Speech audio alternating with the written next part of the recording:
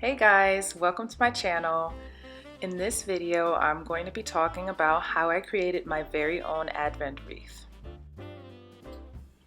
So what I usually like to do is just get organized, have everything set out on the table, and kind of get a feel for what color scheme I'm going for.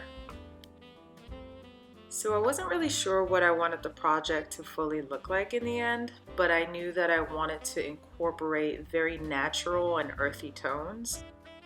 And as you can see, I have 3 ribbons here, which at this point I was still undecided about what ribbon I wanted to use, but I wanted to buy all 3, of course, because I wanted to see how those different colors would tie into the natural vibe I was going for.